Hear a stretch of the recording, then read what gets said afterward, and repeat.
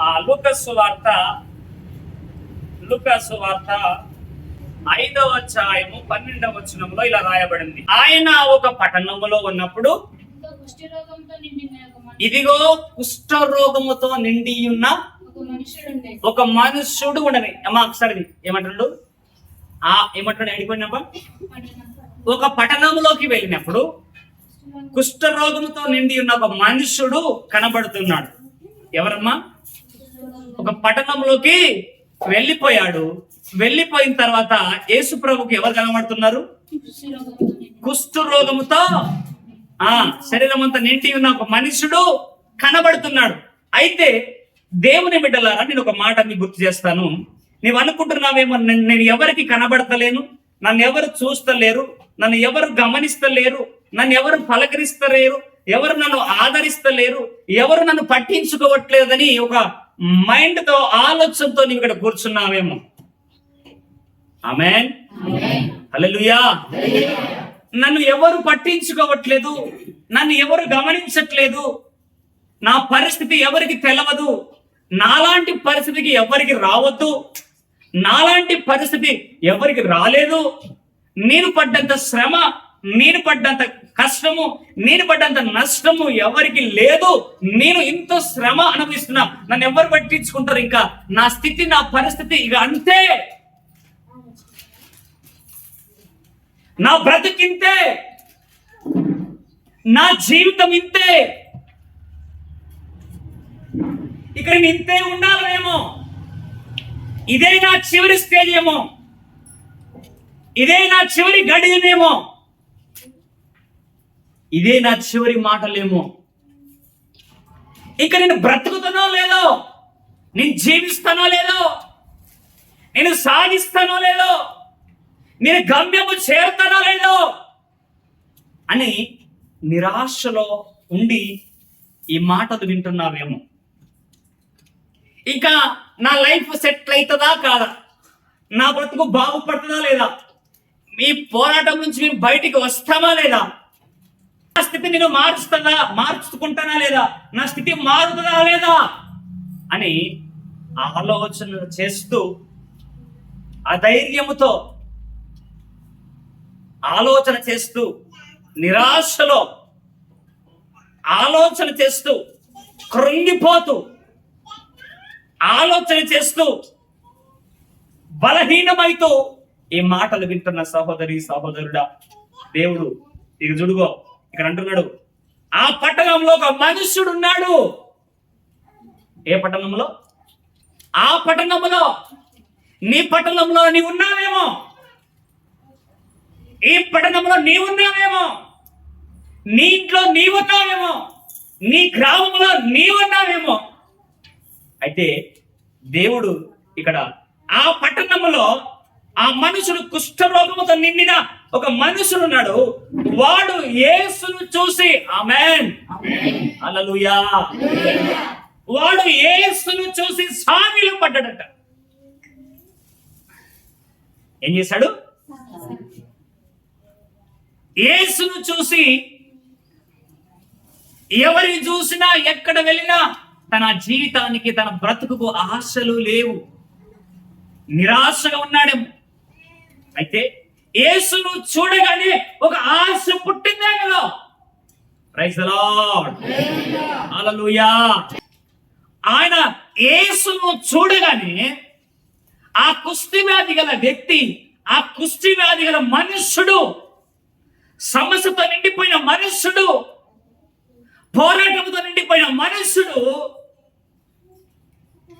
ఎవరిని గమనించారు? ఎవరిని చూశాడు? ఇప్పుడు గుర్తుపెట్టుకోండి, ఈ రోజుల్లో యేసు వైపు చూస్తున్నప్పుడు, యేసు వైపు చూపులను తప్పించడానికి నానా ప్రయత్నాలు, లేక నీ కుటుంబంలోనే ఉంటారు, లేక నీ బంధువుల్లోనే ఉంటారు. యేసు వైపు చూస్తున్నప్పుడు, యేసు వైపు మలుచున్నప్పుడు, యేసు వైపు తిరుగుతున్నప్పుడు అభ్యంతరాలు కలిగించేవారు నీలోనే ఉంటారు, నీ ఇంట్లోనే ఉంటారు, నీతోనే ఉంటారు. నువ్వు యేసు వైపు చూడకుండా, యేసును వెతకకుండా యేసు వైపు మనసు పెట్టకుండా అభ్యంతర పరిచే వాళ్ళు నీలోనే నీ పక్కనే ఉంటారు. అభ్యంతరాలు రాకమానవు. కానీ ఎవని వలన వచ్చిన వాడికి శ్రమ. నేను ఉదయకాలం మా ప్రార్థన చేసుకుని ఇలా నేను మూవ్ అవుతుంటే నా మనసులో ఒక మాట ఇలా రాష్ట్రం చెప్పుదామని నా మనసులో అనుకుంటున్నా. హల్లెలూయా. అర్థమవుతుందా? నా మనసులో ఒక మాట అని ఇలా ఒక మాట చెప్పుదామని ఇలా అనుకుంటున్నా. పెదాల నుంచి స్వరం బయటికి రాలే. కానీ ఈ రూమ్లో నేనున్నాను, ఆ రూమ్లో నుండి ఏమైంది వంటివి అంటున్నాను. హల్లెలూయా. నేను పిలవలేదు, నా మనసులో అనుకుంటున్నా. హల్లెలూయా. నా మనసులో అనుకుంటున్నా, నేను ఈ మాట చెప్పాలి ఈమెకి అని అనుకుంటే అక్కడి నుంచి వచ్చి ఏమని తెలిసినవంటివి నోటి నుంచి మాట నా మనసులో అనుకుంటున్నా. ఒక పాట ఒక దైవజనుడు రాశాడు. మనసులో నీ మాట నేను పలకక ముందే ఎరిగి ఉన్నాడు యేసు, ఎరిగి ఉన్నాడు. తల్లి గర్భమునందు నిన్ను రూపించక ముందే ఎరిగి ఉన్నాడు యేసు, ఎరిగి ఉన్నాడు. హల్లెలూయా. నీటిలో ముఖము కనబడినట్టుగా ఒకరి మనసు ఒకరికి తెలుస్తుంది. మనసు ఒకటైనప్పుడు, అంతరంగం ఒకటైనప్పుడు, ఆలోచన ఒకటైనప్పుడు, ఆ ఆలోచన చేస్తున్న వ్యక్తి పక్కన భార్య కావచ్చు, మిత్రుడు కావచ్చు, అన్న కావచ్చు, తమ్ముడు కావచ్చు, ఆ మనసుకు, అంతరంగంలో ఆలోచన చేసిన మనసుకు వాళ్ళకిద్దరికి సమాధానం ఒకే మాట మీద సాగుతారు. హల్లెలూయా. ఒకవేళ భార్య మనసు ఒకటైనా, భర్త మనసు భార్యకు మెచ్చదు, భార్య మనసు భర్తకు మెచ్చదు. Praise the lord. దేవుని వాక్యం ఇలా అంటుంది, మీరు ఇద్దరుగా కాకుండా ఇప్పుడు ఏం కావాలంట, ఒకటిగా ఉండాలంట. దేవుని వాక్యం చెప్పి వారు ఏక శరీరులై ఉంటారు అంటున్నది. ఆమేన్. వివాహం కాకముందు వేరువేరుగా ఉన్నారు, ఏకాంగులుగా ఉన్నారు. దేవుడు జతపరిచిన తర్వాత సంసారులుగా మారిపోతారు. హల్లెలూయా. ప్రభు ఎందుకు ఈ టాపిక్ ఇస్తున్నాడు, ఇలా ఎందుకు మాట్లాడుతున్నా అర్థం కావట్లేదు. ఏకాంగులుగా ఉన్న వీళ్ళని సంసారులుగా చేసి భార్య ఎక్కడో ఉన్న భర్తని తీసుకొచ్చి జత చేసి వారి మనస్సులను, వారి ఆలోచనలు ఒక్క విధంగా నడిచేటట్టుగా దేవుడు జతపరుస్తాడు. Praise the lord. అందుకే భార్య అన్ని విషయాల్లో నీ భర్తకు లోబడి ఉండమంటుంది. భర్త భార్యకు శిరస్సు అయి ఉన్నాడు. Praise the lord. భార్యకు భర్త శిరస్సు అయి ఉన్నాడు. అయితే భార్య భర్త ఎవరంటే ఏక శరీరులు. ఆమేన్. భార్య భర్త ఏక శరీరులు. ఆమేన్. ఏక శరీరంలో ఉన్న నీవు ఏక మనస్సు కలిగి ఉండాలి. ఆమేన్. ఏక ఆలోచన కలిగి ఉండాలి. తల్లి ఇంటిని విడిచి, తండ్రి ఇంటిని విడిచి ఏడికెళ్తావు? అలా ఏడికెళ్తావు? తల్లిదండ్రిని విడిచి వివాహం చేసి ఏడికెళ్తావు? అత్తోలింటికి పోతావు. నీ భర్తే సర్వం, నీ భర్తే సమస్తం. ఇప్పుడు ఎవరికి లోబడాలా?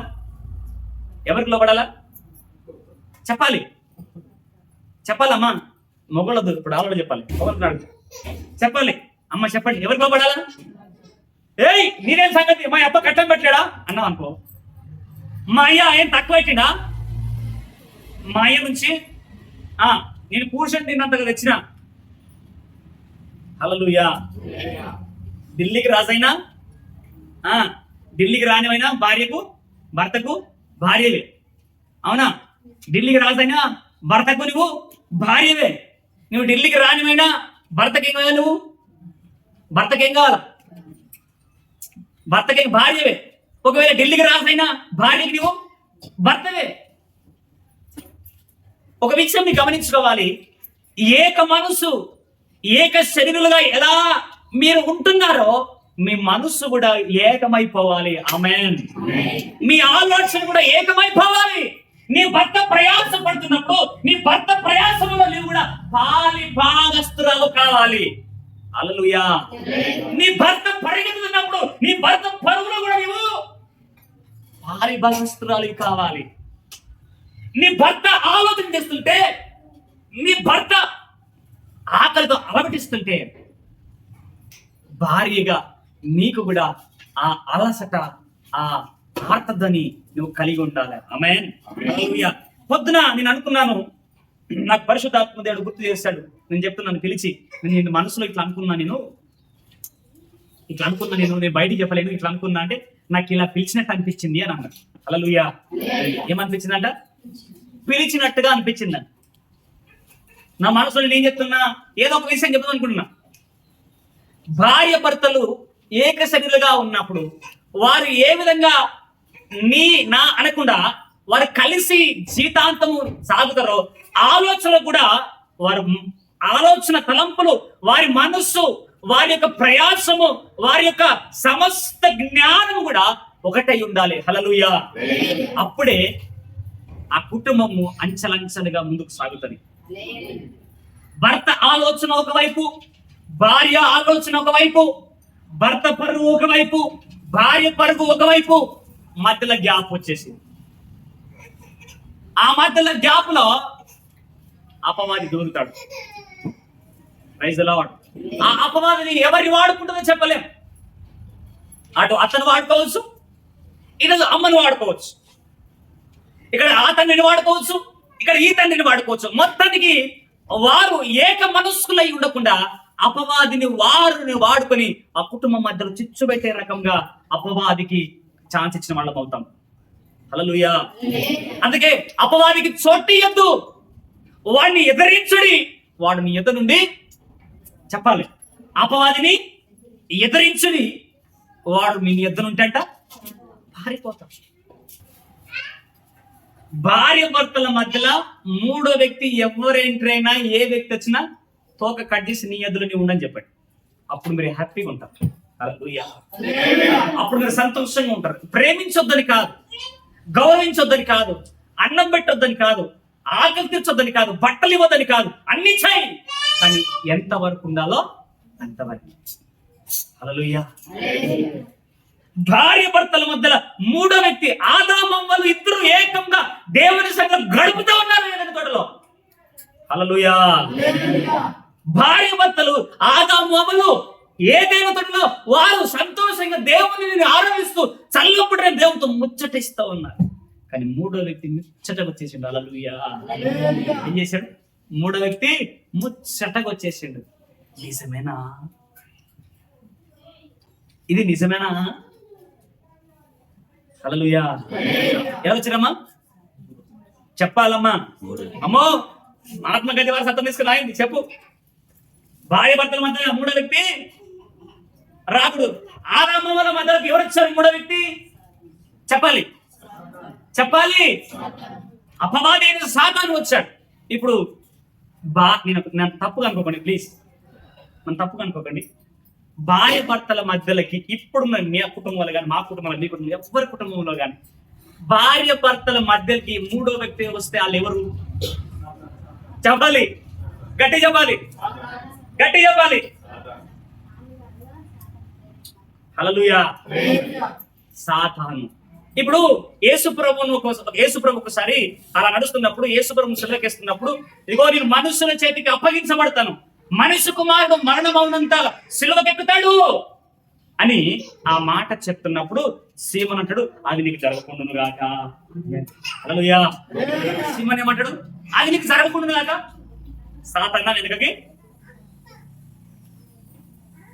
సాతానా వెనకకి పో అంటాడు. అంటే ఇప్పుడు యేసు ప్రభు పేతురును సాతాను అంటున్నాడా? పేతురును అంటాడా? ఆయనలో ఉన్న అపవాదిని గద్దిస్తా ఉన్నాడు. హల్లెలూయా. పేతురులో ఉన్న అపవాదిని దేవుని చిత్తము నెరవేర్చకుండా సీమోను వాడుకొని ఆ మాట చెప్పినప్పుడు అపవాది వెనకకు పొమ్ము అంటాడు. భార్య భర్తల మధ్యలోకి మూడో వ్యక్తి అత్త అయినా, తల్లి అయినా, మామైనా, ఆ మామైనా, ఈ మామైనా, ఏ వ్యక్తి వచ్చినా అపవాది యేసు నామములో నీకు నుంచి, మా మధ్య నుంచి నువ్వు వెళ్ళిపో.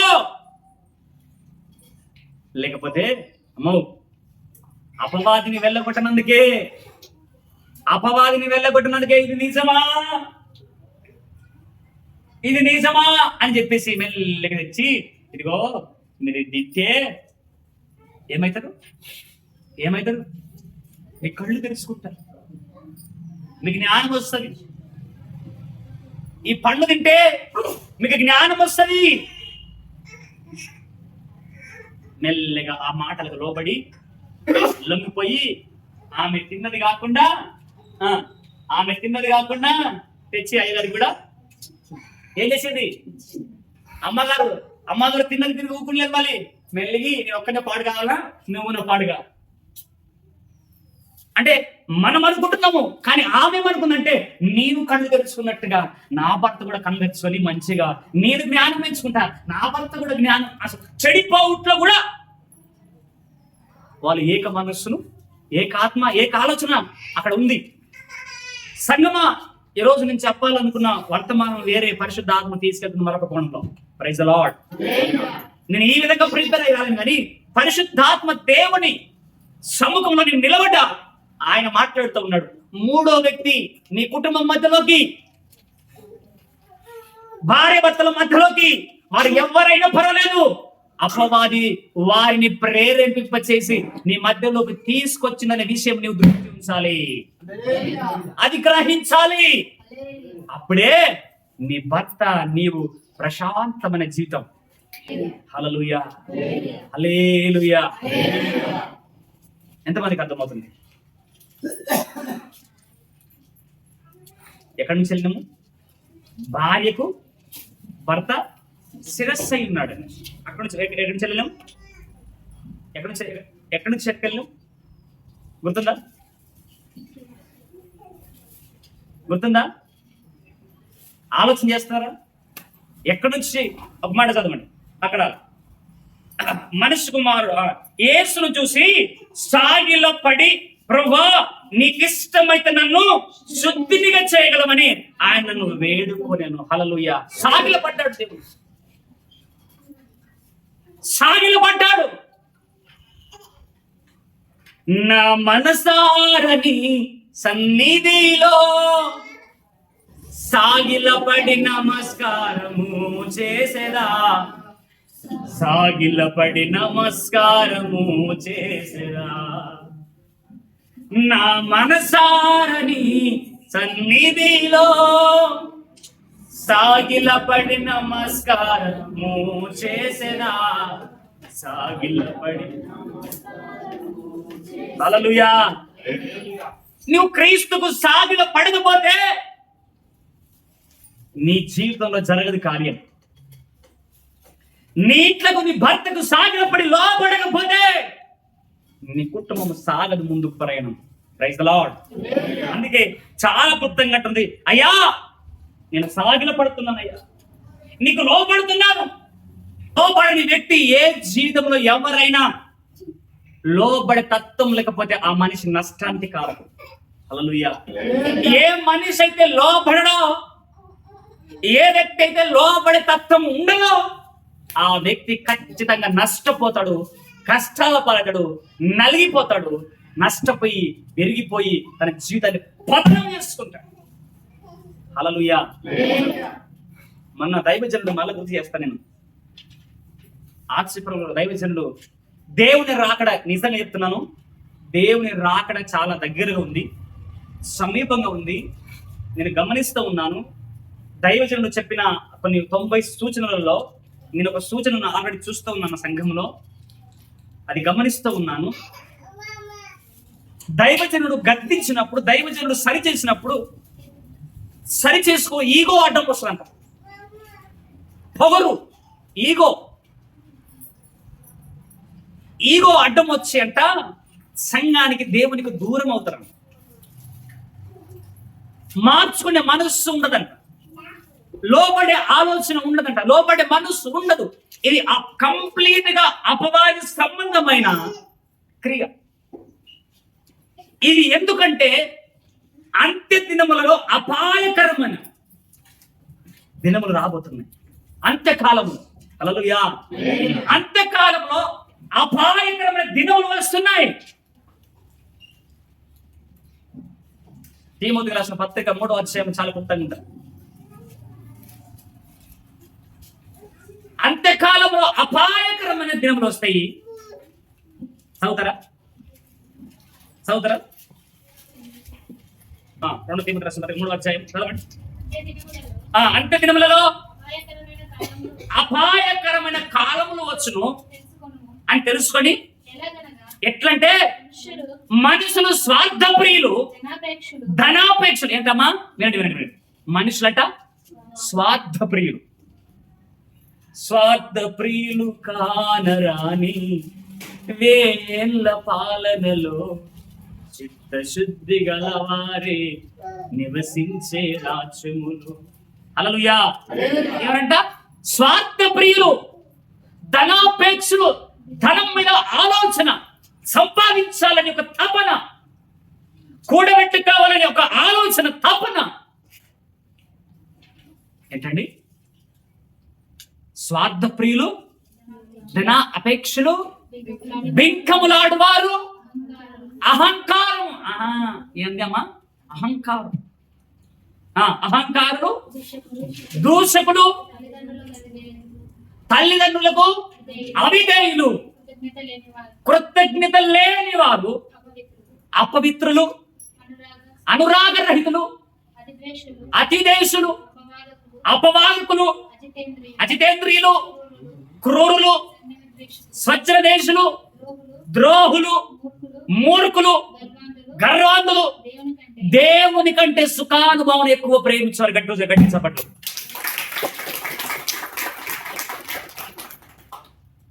అంత్యకాలంలో అపాయకరమైన దినములు రాబోతున్నాయి. ఆ అపాయకరమైన దినములలో ఇవి కూడా ఇలాంటి వారు కూడా ఉంటారు. గర్వంధులు, స్వచ్ఛదేశులు, లోబడిన వారు, ఇవన్నీ కూడా దేవునికి విరుద్ధమైనవి. అందుకే సంగమా, దేవుని సంఘంలో తన జీవితంలో ఓడిపోయి, తన జీవితంలో వేదన పడి, తన బ్రతుకులో ఆరోగ్యము కోల్పోయి ఆయన అంటున్నాడు, యేసు ప్రభువును చూడగానే సాగిలపడి. ఎప్పుడు సాగిలపడతా చెప్పండి? లోబడినప్పుడే సాగిలపడి ఆయన అంటున్న మాట ఏంటి తెలుసా? ప్రభువా నీకిష్టమైతే, హల్లెలూయా, ప్రభువా నీకిష్టమైతే నన్ను శుద్ధునిగా చెయ్యి. ఓ సంగమా, ఓ దేవుని బిడ్డలారా, ఓ పరిశుద్ధ సంగమా, ఓ నిష్కలంక సంగమా, దేవుని సంగమా, నీకిష్టమైతే నన్ను శుద్ధునిగా. ప్రైజ్ ది లార్డ్, హల్లెలూయా. ఈరోజు కొన్ని రెచ్చగొట్టే మాటలు మాట్లాడు. నీకు ఇష్టమైతే మిమ్మల్ని విడిచిపెట్టి రా, నీకు ఇష్టమైతే పట్నం పోయి బతుకం రా, నీకు ఇష్టమైతే వాళ్ళని ఆగులేసి రా అని ఈ రకంగా మాట్లాడుతున్నారు. ఇక్కడ ఆ మనుషుడు మాట్లాడుతున్న మాట ఏంటంటే, అయ్యా నీకు ఇష్టమైతే నన్ను ఏం చేయమంటాడు? నువ్వు మాట్లాడాల్సిన మాట ఏం తెలుసా? అయ్యా నీకు ఇష్టమైతే నన్ను నా పాపం నుంచి విడిపించు, నీకు ఇష్టమైతే నా తల్లిదండ్రుల్ని బాగు చేయి, నీకు ఇష్టమైతే మా భార్య భర్తల మధ్యలో ప్రేమనురాగాలు పెంచు, నీకు ఇష్టమైతే మమ్మల్ని పరిశుద్ధులుగా బ్రతకనిమ్ము, నీకు ఇష్టమైతే మా కుటుంబాలని సమాధానంతో నింపు, నీకు ఇష్టమైతే పరలోకానికి వారసులుగా చేసుకో అని పలుకుతున్నావా? Praise the lord. ఆయన మాట్లాడుతున్న మాట ఏంటంటే, నీకు ఇష్టమైతే నన్ను శుద్ధునిగా అన్నాడు. మరి యేసు ప్రభు ఏమన్నాడు చూడండి.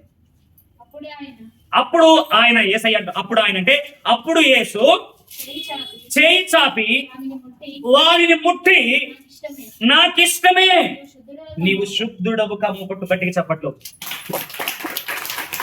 హల్లెలూయా. ఏమంటున్నాడు? అప్పుడు ఆయన నోటి మాట నోటిని బాగలే. ఫస్ట్ ఆ మాటని నీకు ఇష్టమాయా, నీకు ఇష్టమైతే నన్ను శుద్ధిగా చెయ్యి అన్న మాట వెంటనే తనకి చేయి చాపినట్టు ఇలా చేయి చాపి లేవనెత్తి ఫస్ట్ ఏం చేసాడు? ముట్టి చేయి చాపి లేవనెత్తి ఏమంటున్నాడు? నీవు నాకు ఇష్టమే, నీవు నాకు ఇష్టమే అని చెప్పి నీవు శుద్ధుడవు కమ్మని అనగానే కుష్ఠ రోగం వాని విడిచిపోయిన. గట్టిగా కొట్టు సభలు. నీ కుటుంబంలో ఏ స్థితి, ఏ పరిస్థితిని బట్టి కుష్ఠ వ్యాధి కంటే దౌర్భాగ్యమైన బ్రతుకుగా మారిపోయిందో, కుటుంబం మధ్యలో కుష్ఠ వ్యాధి కంటే కనగష్టంగా మారిపోయిందో, కుష్ఠ వ్యాధి కంటే దౌర్భాగ్యమైన స్థితి నువ్వు జీవిస్తున్నావో, ఈరోజు దేవునికి నీవు పలుకుతున్న మాట, అయ్యా నీకు ఇష్టమైతే నన్ను బాగు చెయ్యు అనే మాట ఆయన నీ నోట విని ఉన్నాడు. హల్లెలూయా. ఆయన నీ నోట విని ఉన్నాడు, నీ మాట అంగీకరించినాడు. నీ కష్టము, నీ వేదన ఆయన గమనించి ఈరోజు నిన్ను ఏం చేయబోతున్నంటే నీ చేయి బట్టి లేపి పైకెత్తి నీవు నాకిష్టుడవే కాబట్టి నీవు శుద్ధుడవు కమ్మని ఈరోజు ఆయన మాట నీ కుటుంబం మీద పలకబోతున్నాడు. ఆయన కొంచెం గట్టిగా ఆయన మాట నీ నోట ఎప్పుడైతే వింటాడో, నువ్వు శుద్ధుడవు, నేను శుద్ధుడు కావాలి అని మాట ఆయన విన్నాడు. ఆ మాట ఆయనకి ఇష్టమైంది. ఆయన వెంటనే అన్న మాట ఏంటంటే, నీవు శుద్ధుడవు కమ్ము, నీవు శుద్ధుడవు కావాలి, నువ్వు బాగుపడాలి. తల్లి, నువ్వు నష్టపోవడం ఆయనకి ఇష్టం కాదు. నువ్వు రోగంతో వ్యాధితో ఉండడం ఆయన ఇష్టం కాదు. నువ్వు ఏడుస్తూ కన్నీళ్లు గారుస్తూ అప్పుల సమస్యల్లో సతమతం అవ్వడం ఆయనకి ఇష్టం కాదు. నువ్వు ప్రతిరోజు కుమిలిపోతూ, ప్రతిరోజు ఏడుస్తూ, ప్రతిరోజు సంఖ్యలతో బిగించబడి బంధించబడడం ఆయనకి ఇష్టం కాదు. నువ్వు ఆయన విడిపించాలని ఆశపడుతున్నాడు, నేను బాగు చేయాలని ఆశపడుతున్నాడు. హలో నాన్న, హల్లెలూయా. ఆయన విడిపించాలని ఆశపడుతున్నాడు, నిన్ను బాగు చేయాలని ఆశపడుతున్నాడు. అయితే నువ్వు అనాల్సిన మాట ఏంటంటే, అయ్యా నీకు ఇష్టమైతే నన్ను దాటించు, నీకు ఇష్టమైతే నా కుటుంబాన్ని కట్టు, నీకు ఇష్టమైతే మాలో సమాధానం ఇవ్వు. హల్లెలూయా, హల్లెలూయా. నేను ఒక మాట చెప్పనా, కుటుంబంలో కుష్ఠ వ్యాధి లాంటి సమస్యలు ఎందుకు వస్తాయి తెలుసా? ఆయన చెయ్యి నీ మీద లేదు కాబట్టి, ఆయన మాట నువ్వు వింటలేదు కాబట్టి. Praise the lord. కుష్ఠ వ్యాధి లాంటి సమస్యలు ఇంట్లో ఎందుకు వస్తాయి తెలుసా? ఆయనకు లోబడతలేవు కాబట్టి. కొంచెం గట్టిగా, నువ్వు ఆయనకు లోబడతలేవు కాబట్టి నువ్వు సమస్యలను కొని తెచ్చుకుంటున్నావు. ఆయనకు లొంగుతలేవు కాబట్టి ప్రమాదాలు కొని తెచ్చుకుంటున్నావు. ఆయనకు లోబడితే, మాట చెప్పనా, ఆయనకు లోబడితే నీ ముందు సింహాలు నిలబడ్డా నీకు అభ్యంతరం లేదు. నువ్వు ఆయనకు లోబడితే అగ్నిగుండం నీ ముందున భయం లేదు. నువ్వు ఆయనకు లోబడితే ఎర్ర సముద్రం నీ ముందున నువ్వు భయపడవు. ఆమేన్, హల్లెలూయా. నీవు ఆయనకు లోబడితే ఎర్ర సముద్రం నీ ముందు నీకు భయపడవు. చెప్పాలి, రిసీవ్ చేసుకోవాలి దేవుని వాక్యం, దేవుని బలం రిసీవ్ చేసుకోవాలి. నీవు ఆయనకు లోబడితే శత్రు సైన్యము నీ ముందు నిలబడ్డా నీవు నిమ్మకు నిరెత్తినట్టుగా దేవుని స్తుతించుకుంటావు. గట్టి కొట్టు చప్పట్లు. మౌనంగా కూర్చుంటే ఆ శత్రువు రానే వస్తాడు, శత్రువు నేను పడేయబడతాడు, నేను పతనము చేయని చేస్తాడు.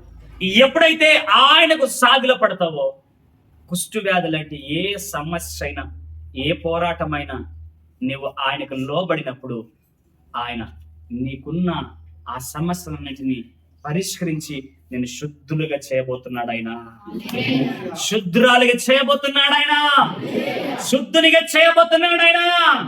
ఒక మాట చదువుదాం ముందు కంటిన్యూగా.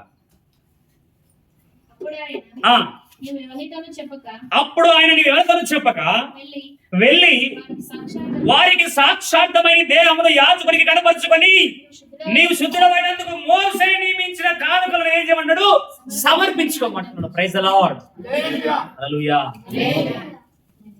ఎవరితో చెప్పొద్దు. నీ దేహమును ఎవరికి కనపరచుకోమంటాడు? యాజకునికి కనపరచుకో. సంగమా ఈరోజు అంటాడు, నువ్వు ఎవరితో చెప్పక వెళ్ళి వారికి సాక్షాత్మై నీ దేహంలో యాజకుని కనపరుచుకొని నీవు శుద్ధుడు అయినందుకు ఏమైందంట? చాలా మంది నీ దేహము యాజకునికి కనపరుచుకో, చూపించుకో. ఏమంటాడు? నీ దేహము. ఈరోజు మరి సిస్టరు తన జీవితంలో జరిగిన సంఘటన బట్టి సాక్ష్యము పంచుకుంది. హల్లెలూయా. ఏం పంచుకుంది? యాజక ధర్మం నేను చేస్తుంది ఇక్కడ. Praise the lord. ప్రధాన యాజకుడు ఆయన. ఇప్పుడు ఈ బలిపీఠం దగ్గర నిలబడి నేను ఏం చేస్తున్నా? యాజక ధర్మము చేస్తూ ఉన్నా. ఇప్పుడు నా ముందుకు వచ్చిన ఏం చేసింది? సాక్షి. ఇలాగనే మోసే అంటే ఆ యాజకుని దగ్గరికి వెళ్ళి నీ దేహంను ఏం చేయమన్నాడు? కనపరుచుకో. సాక్షార్థమై కనుపరుచుకుని మోషే నియమించిన కానుకను నువ్వు చెల్లించు. చదవండి. అయితే ఆయన గురించిన సమాచారము మరి ఎక్కువ వ్యాపించను. గట్టిగా ఉంటుంది చెప్పట్లు. ఆయన ఎవరితో చెప్పొద్దు అన్నాడు. Praise the lord. ఏమన్నాడు? ఎవరితోనే చెప్పొద్దు అన్నాడు. కానీ ఈయన ఊరుకున్నాడా? ఇంకా చాటించు. యాజకునికి కాదు, అనేకులకు చాటించు, అనేకులకు ప్రచారం చేసాడు, అనేకులకు దేవుడికి కార్యము చేసిందని గొప్పగా చెప్పుకొని అక్కడ ఏంటంటే మరి ఎక్కువగా వ్యాపించను. బహుజన సమూహములు ఆయన మాట వింటకు తమ రోగులను కుదుర్చుకున్నటకు కొడు వచ్చి చూసినమా? కుష్ఠరోగముతో ఉన్న ఆ వ్యక్తి యేసు దగ్గర బాగు చేసుకున్న తర్వాత ఎవరితో చెప్పొద్దు అన్నాడు. కానీ నేనేం చేశాడు? యాజకునికి చూపించుకున్నాడు, మరి ఎక్కువ చెప్పాడు. మాకు కూడా స్వస్థత కావాలి, మాకు కూడా ఆరోగ్యం కావాలి, మేము కూడా విడుదల పొందుకోవాలి, మేము కూడా బాగుపడాలి అని చెప్పేసి అనేకులు అందరూ కూడా మళ్ళీ వచ్చినట్ట. ఏడికి వచ్చారంట? యేసు ప్రభు దగ్గరికి వచ్చారట. ఎందుకు వచ్చారు? రోగములు కుదుర్చుకున్నటకు కూడి వచ్చుచుండెను. ఆయన ప్రార్థన చేయట అరణ్యంలోకి వెళ్ళుచుండ. చదవడమ్మా. ఆయన ప్రార్థన చేయటకు అరణ్యంలోకి వెళ్ళుచుండెను. ఒకనాడు ఆయన బోధించుచుండగా గలిలయలో యూదయ దేశంలో ప్రతి గ్రామం నుండి యెరూషలేము నుండి వచ్చిన పరిసయ్యులు ధర్మశాస్త్రోపదేశకులు కూర్చుని ఉండగా ఆయన స్వస్థతపరచినట్లు ప్రభు శక్తి ఆయన కుండెను. ఇదిగో కొందరు మనుషులు పక్షవాయువు గల ఒక మనుషుని మంచం మీద మోసుకుని వారిని లోపలికి తెచ్చి ఆయన ఎదుట ఉంచుటకు ప్రయత్నం చేసిరి గాని జనుల గుంపులు కూడి నందున వారిని లోపలికి తెచ్చుటకు వల్ల పడకపోయాను. కనుక ఇంటి మీదకి ఎక్కి పెంకులు విప్పి మంచముతో కూడా యేసు ఎదుట వారి మధ్యను వారిని దించిరి. ఆయన వారి విశ్వాసం చూసి, మనుషుడా నీ పాపములు క్షమించబడి. గట్టి కొట్టు సపట్లు. ఎందుకు సపట్లు అంటే ఈరోజు మన పాపములు క్షమించబడ్డాయి. హల్లెలూయా. మన అపరాధములు క్షమించబడ్డాయి. మనుషుడా నీ పాపములు క్షమించబడ్డాయి. అక్కడ ఆ మాట అనగానే శాస్త్రులు, పరిశీలు, దేవదూషణ చేస్తులని దేవుని మీదకి మరి ఎక్కువగా గొప్పగా లేచారు. పాపములు క్షమించడం ఎవరికి అధికారం ఉంది? దేవునికి అధికారం ఉంది, మరెవరికి లేదు. చదవండి అమ్మా. దేవదూషణ చేయించున్నైతే దేవుడు ఒక్కడే తప్ప మరి ఎవడు పాపములను క్షమింపగలడని ఆలోచించుకోసాగి మీరు మీ హృదయంలో ఏమి ఆలోచిస్తున్నారు? మీ పాపములు క్షమింపబడి అన్న పని చెప్పుట సులభమా? నీవు లేచి నడుమని చెప్పుట సులభమా? అయితే పాపములు క్షమించుటకు భూమి మీద మనుష్య కుమారుడికి అధికారం కలదని మీరు తెలుసుకోవాలని వారితో చెప్పి పక్షవాయువు గల వారిని చూసి నువ్వు లేచి నీ మంచం ఎత్తుకొని నీ ఇంటికి వెళ్ళమని నీతో చెప్పుచున్నాను. నేను స్తోత్రం కలుగును గాక. హల్లెలూయా. ఆ కుష్ఠవ్యాధి గలవాడు తన జీవితంలో జరిగిన మేలు మర్చిపోకుండా అనేకులకు పంచాడు. అనేకులు అక్కడ గుంపు కూడారు. ఆ గుంపులో ఈ పక్షవాయువు గలవాడు కూడా వచ్చాడు.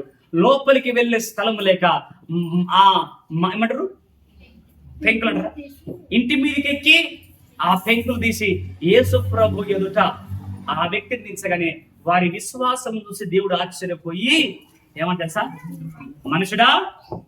మనుషుడా నీ పాపములు క్షమించబడ్డాయి. మొదటిగా ఏం చేసిండు? వాళ్ళ నోర్లు మూయించాడు. వాళ్ళు ఏం మాట్లాడతారో వారి ఆలోచన ఏందో తెలుసుకొని వాళ్ళ నోర్లు మూయించి వెంటనే ఆ అద్భుతమును చేశాడు. హల్లెలూయా. వాళ్ళ నోర్లు మూతపడ్డాయి. ఇంకా పక్షవాయువు గల వాటిని చూసి లే నీ పరుపెత్తుకొని నడు అనగానే ఆ పరుపెత్తుకొని ఆ వ్యక్తి ఏమైపోయాడు? లేచి ఈరోజు ఏ సమస్యతో నువ్వు ఇక్కడికి వచ్చావో నాకు తెలియదు, కానీ ఏ పోరాటంతో నువ్వు వచ్చావో నాకు తెలియదు, కానీ ఈరోజు నీ పోరాటం నేను చేత పట్టుకొని పోబోతున్నావు ఇంటికి. నీ సమస్యను చేత పట్టుకొని విసిరేయబోతున్నావు. ఈరోజు సమస్యతో సతమతమై ఈ స్థలం అడుగుపెట్టావేమో, లేచి గంతులు వేయబోతున్నావు, లేచి పరిగెత్తబోతున్నావు, లేచి నడవబోతున్నావు. నీ సమస్యకు పరిష్కారం దేవుడు అనుగ్రహించబోతున్నాడు. సంగమ, మరి ఈరోజు నువ్వు ఏ స్థితిలో ఇక్కడికి వచ్చావో, ఏ పరిస్థితులు ఇక్కడికి వచ్చావో, ఏ పోరాటంతో నాకు వచ్చావో నాకు తెలియదు, కానీ ఈరోజు ఖచ్చితంగా దేవుడు నేను శుద్ధునిగా చేసి నిన్ను చేసి నీ పాపమును క్షమించి నీ పరుపు ఏదైతే నీ దరిద్రం ఉందో ఆ దరిద్రం నిన్ను మోసింది. ఇప్పుడు ఆ దరిద్రం చేత పట్టుకొని విసిరి పడేయబోతున్నావు. హల్లెలూయా. ఏ శాపం మీద అయితే మోయబడి వచ్చినావేమో, ఏ శాపమును మోసుకొని వచ్చినావేమో, ఇప్పుడు ఆ శాపం నీ చేత పట్టుకొని ఇంటికి బయలుదేరబోతున్నావు. తెలుసా? శాపం తరిమి కొట్టడానికి, హల్లెలూయా, రోగమును తరిమి కొట్టడానికి, వ్యాధిని తరిమి కొట్టడానికి. కాబట్టి సంగమా అందరూ కూడా లేచి నిలబడి ఈరోజు దేవుడు మనతో మాట్లాడిన ప్రతి మాటను బట్టి దేవునికి కృతజ్ఞత చెప్పి కళ్ళు మూసుకొని ప్రార్థన చేసుకున్నాం. అందరం కూడా లేచి నిలబడదాం.